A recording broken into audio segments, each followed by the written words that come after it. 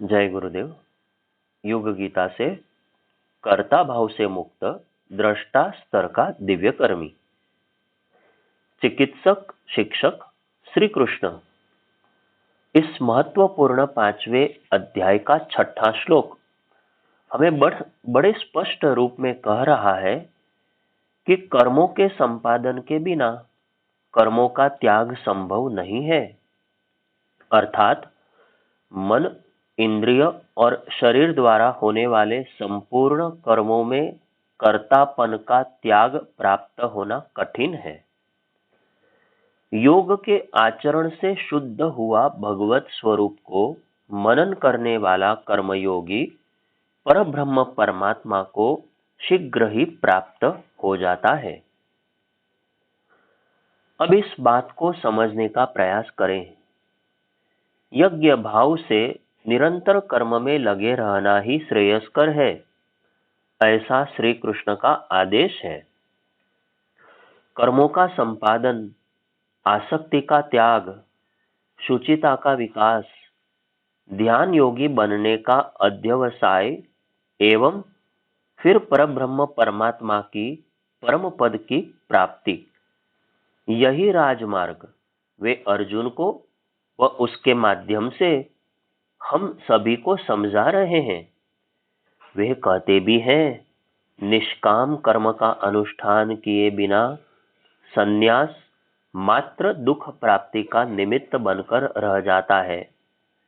ऐसा मार्ग अपनाया ही क्यों जाए जो दुख दे व जीवन में शांति कभी आने ही न दे।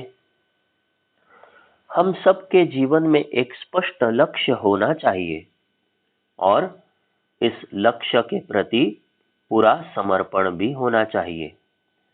भीतर छिपी वासनाएं हमारे विचार रूपी मान सरोवर को सदा गंदा ही करती रहेंगी यदि हमने उनके क्षय का मार्ग न निकाला और वासनाओं का क्षय निष्काम कर्मयोग के बिना संभव नहीं।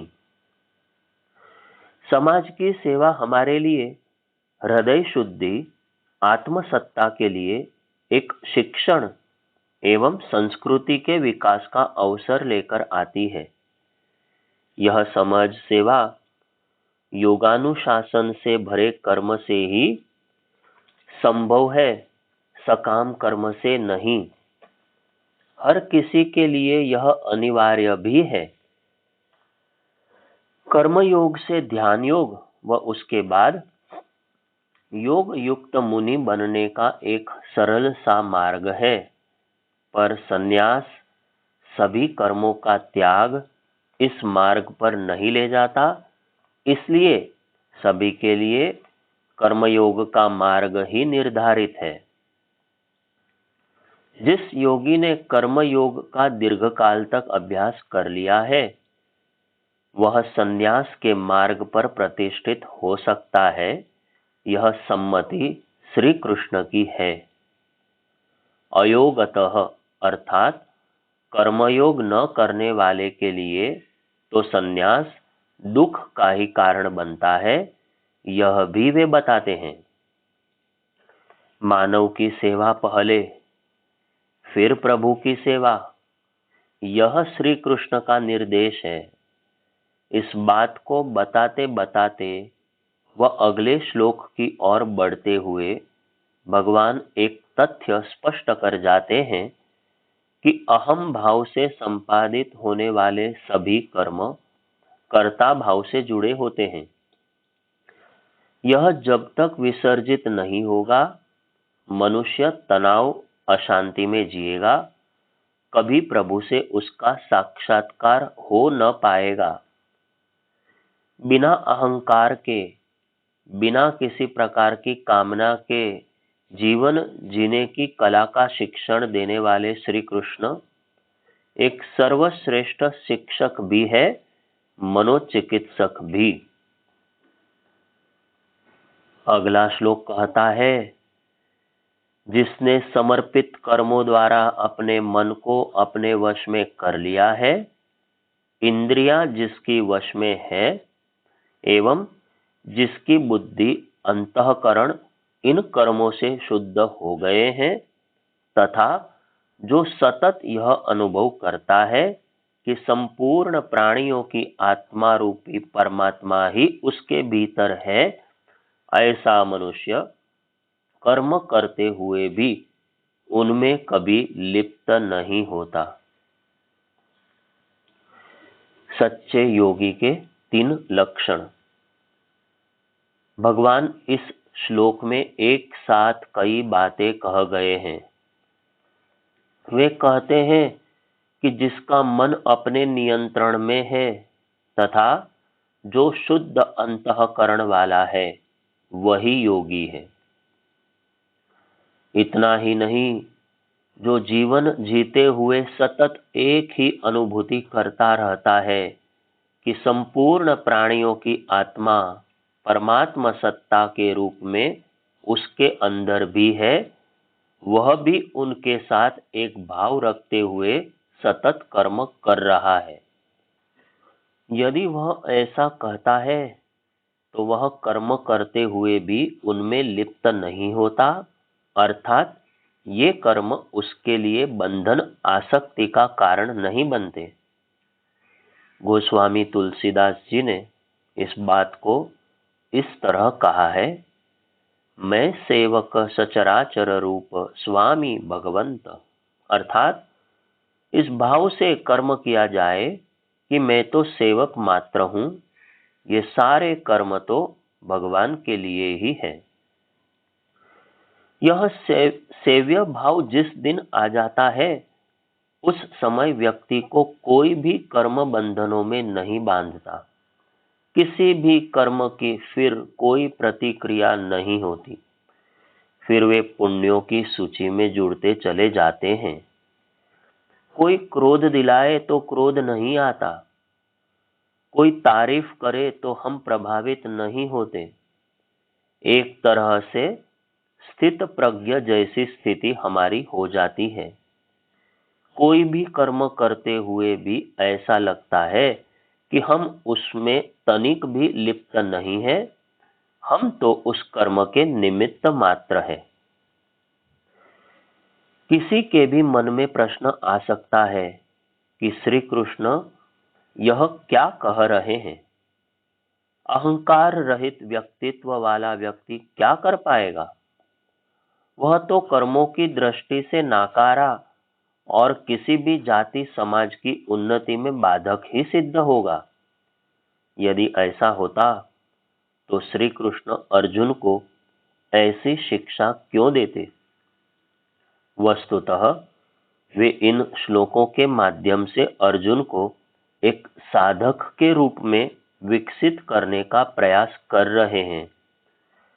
अहंकार रहित दृष्टिकोण का विकास ही वह साधना है जो कर्मयोगी के रूप में अर्जुन को करना चाहिए, ऐसा श्री कृष्ण का मानना है। वे कहते हैं कि अहम भाव कर्ता भाव का समावेश करता है। यह यहाँ तक तो ठीक है कि कर्म का गौरव हम अनुभव करें, किंतु यदि यह अनावश्यक रूप से निरर्थक जिम्मेदारियों का बोझ आप पर लाद दे, वह सारी दुनिया के आप ठेकेदार स्वयं को महसूस करने लगे, तो फिर मानसिक तनाव अशांति का ही कारण बनेगा। चिन्मय मिशन के स्वामी चिन्मयानंद जी बड़े सुंदर ढंग से इसे समझाते हैं। एक नदी बह रही है, वह स्वभावतः ही बह रही है, लेकिन आप यदि किसी चट्टान पर बैठ जाएं और नदी के जल में अपना पैर डालकर हिलाने लगे तो यह आपकी मौज है। परंतु यह अनुभव करना और फिर आग्रह करने लगना कि मेरा पैर हिलाना ही नदी के प्रवाह का कारण है, मैं ही नदी को बहा रहा हूं, एक मिथ्या दृष्टिकोण है। इससे हमें थकावट, चिंता और मानसिक तनाव की ही प्राप्ति होगी। कर्मों द्वारा वासनाओं से मुक्ति कैसे मिले? हम सभी को अहं केंद्रित कामनाओं के बिना जीने और श्रेष्ठतम ढंग से कार्य करते हुए सेवा करते रहने की कला सीखनी ही होगी। इसी में हमारे जन्म की सार्थकता है, हमारा गौरव है। ऐसे ही कार्यों से हमें मानसिक शांति मिलेगी। कर्मों द्वारा अपने व्यक्तित्व को वासनाओं से कैसे मुक्त किया जाए, इसकी कार्यशैली श्री कृष्ण इस श्लोक में हमें समझा रहे हैं। ऐसा करने के लिए उनके अनुसार 3 बातों की आवश्यकता है। पहली, सबसे पहले अपने को श्रेष्ठ योगी बनाना, हर श्वास में योगमय जीवन जीते हुए अपनी बुद्धि अंतःकरण को शुद्ध करना, ऐसे कर्म करना। दूसरा, फिर अपने मन को अपने वश में करना, इंद्रियों पर अपना नियंत्रण स्थापित करना। तीसरा, सभी जीवों में वही परमात्मा समाया है जो अपने भीतर है, इस तथ्य की सतत अनुभूति करते हुए निरंतर कर्म करते रहना। यदि ऐसा होता है तो कर्म बंधन का कारण नहीं बनते। हर कर्म निस्वार्थ समर्पण भाव से हो। दैनंदिन जीवन में ऐसा करते हुए प्रतिक्षण हम अपनी वासनाएं क्षीण करते चले। यही संक्षोभों विक्षोभों से मुक्ति का एकमात्र मार्ग है। इससे बुद्धि में चल रहे सारे विभ्रम शांत हो जाते हैं। बुद्धि के शांत होते ही मन भी स्वाभाविक रूप से नियंत्रित हो जाता है। जिस पल हमारी कामनाएं इच्छाएं तिरोहित हो जाएंगी, उसी पल हम अपने अंदर शांति का साम्राज्य स्थापित कर लेंगे। इंद्रियां हमारी अपने नियंत्रण में आ जाएंगी।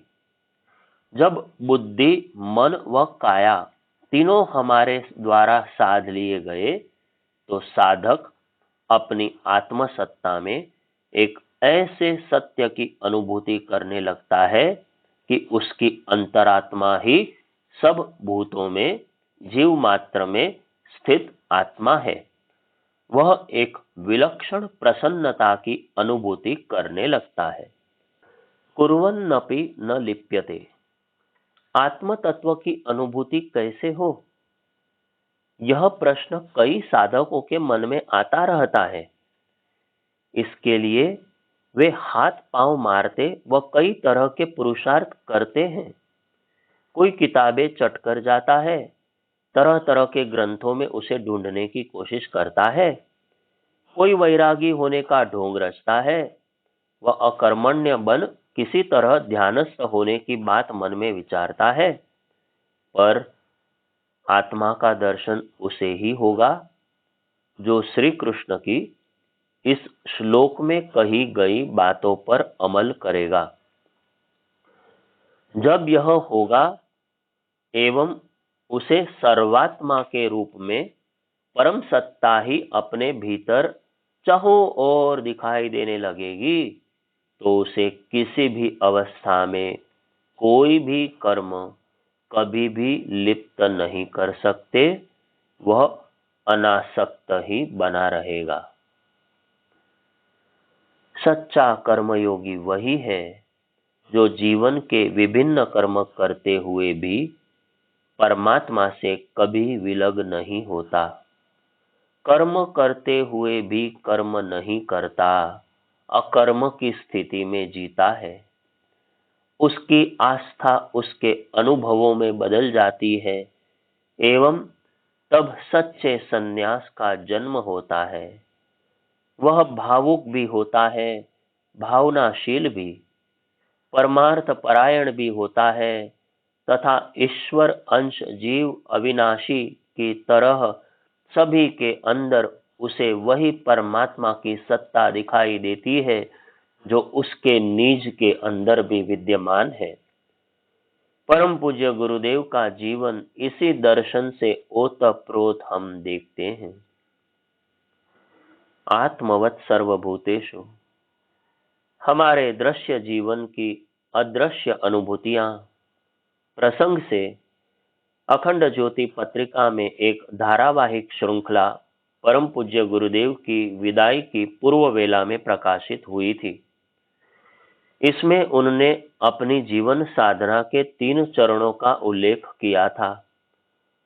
मातृवत परदारेषु, परद्रव्येषु लोष्ठवत, आत्मवत सर्वभूतेषु। अपने समान सबको देखना।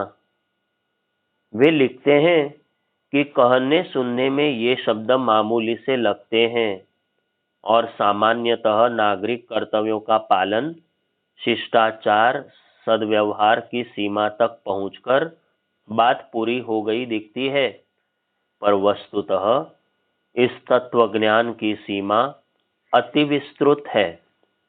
उसकी परिधि वहां पहुंचती है जहां परमात्मा के साथ घुल जाने की स्थिति आ पहुंचती है। जहां परमात्मा के साथ घुल जाने की स्थिति आ पहुंचती है। साधना के लिए दूसरे के अंतरंग के साथ अपना अंतरंग जोड़ना पड़ता है और उसकी संवेदनाओं को अपनी संवेदना समझना पड़ता है। वस्तुतः हमारी गुरु सत्ता ने इस तत्व दर्शन को अपने जीवन में उतारा एवं यही उनकी सिद्धि का मूल बना।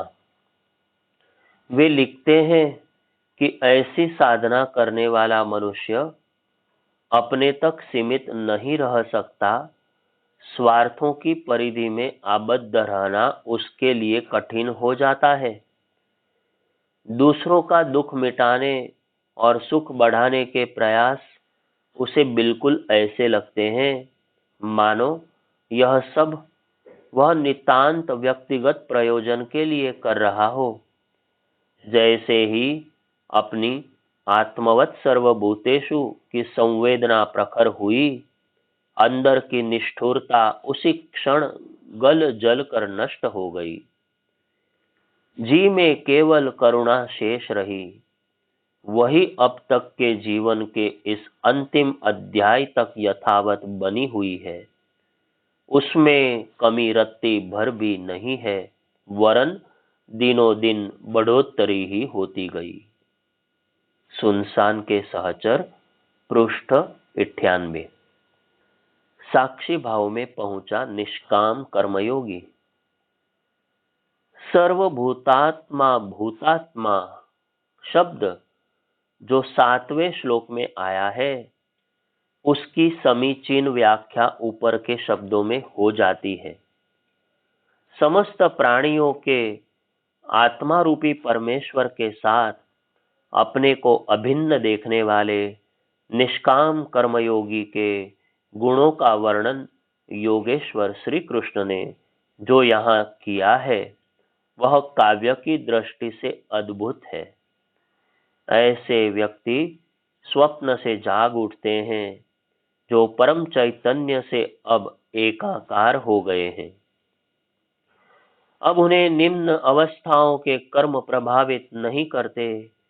इसीलिए 5वें अध्याय के अगले 2 श्लोक यानी कि 8वें और 9वें श्लोकों में श्री कृष्ण कहते हैं, इस प्रकार तत्व को जानने वाला सांख्य योगी तो देखता हुआ, सुनता हुआ, स्पर्श करता हुआ, सूंघता हुआ, भोजन करता हुआ, गमन करता हुआ, सोता हुआ, श्वास लेता हुआ, बोलता हुआ, त्यागता हुआ तथा आंखों को खोलता मूंदता हुआ भी सभी इंद्रियां अपने अपने अर्थों में बरत रही हैं। ऐसी धारणा करते हुए यह मानता है कि मैं कुछ भी नहीं करता हूँ। यह व्याख्या वस्तुतः पूर्व श्लोक का उत्तरार्ध है, जिसमें पूर्व में कहा गया था, ऐसे आत्मज्ञ व्यक्ति कर्म करके भी लिप्त नहीं होते। यह कैसे संभव हो सकता है, यहाँ बताया गया है। युक्त अर्थात निष्काम कर्मयोग में लगा व्यक्ति योगी जब सिद्धियों के उच्चतम आयामों पर पहुंचता है तो वह पंच ज्ञानेंद्रियों के द्वारा दर्शन, श्रवण, स्पर्श, घ्राण, स्वाद, ग्रहण तथा कर्मेंद्रियों के द्वारा गमन, निद्रा, श्वास ग्रहण, वाक्य कथन, मलमूत्रादि त्याग, ग्रहण, चक्षु उन्मीलन निमीलन करते हुए भी वह कुछ भी नहीं करता, ऐसा मानता है, क्योंकि उसकी धारणा है कि वह निर्लिप्त है एवं इंद्रियों का सारा व्यापार स्वतः चल रहा है। ठाकुर परम हंसदेव ने एक उद्धरण के माध्यम से कहा है कि एक चांडाल मांस का बोझ लेकर जा रहा था। शंकराचार्य गंगा नहाकर आ रहे थे। चांडाल ने उन्हें छू लिया। आचार्य ने असंतुष्ट होकर कहा कि तूने अपवित्र कर दिया। चांडाल ने कहा, महात्मन, मैंने आपको नहीं छुआ, न आपने मुझे छुआ। आप स्वयं विचार कीजिए कि क्या आप शरीर है या मन या बुद्धि, आप क्या है? शुद्ध आत्मा तो निर्लिप्त होती है। सत, रज, तम, इन तीनों में से किसी में भी वह लिप्त नहीं है। एक तरह से चांडाल के माध्यम से स्वयं परमात्मा ने आद्य शंकर को गीता का यह दर्शन समझाया। दृष्टा दिव्य कर्मी। जब यह मान्यता हो जाती है कि मैं कुछ भी नहीं करता, तो वह कर्ता भाव से मुक्त हो जाता है। इन समस्त शारीरिक क्रियाओं में कहीं भी उसका कर्ता भाव आड़े नहीं आता।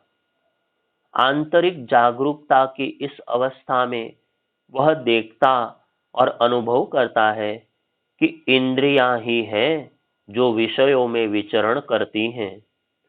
ऐसी स्थिति में वह आसपास के लौकिक क्रियाकलापों के प्रति साक्षी भाव जागृत कर विकसित स्थिति को प्राप्त हो जाता है, वस्तुतः दृष्टा बन जाता है।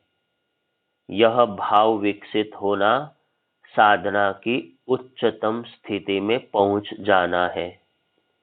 अहम भाव से रहित होते ही हम सही अर्थों में दिव्य कर्मी बन जाते हैं एवं समाज के एक कर्मठ सेवक बनकर पूरे उत्साह के साथ लग जाते हैं। बंधन मुक्ति का तत्व दर्शन, अहम भाव से मुक्ति का यह चिंतन गीता का अमृत है। जिसने इसे समझ लिया उसने मानो ब्रह्म को पा लिया। आगे की चर्चा कल करेंगे। जय गुरुदेव।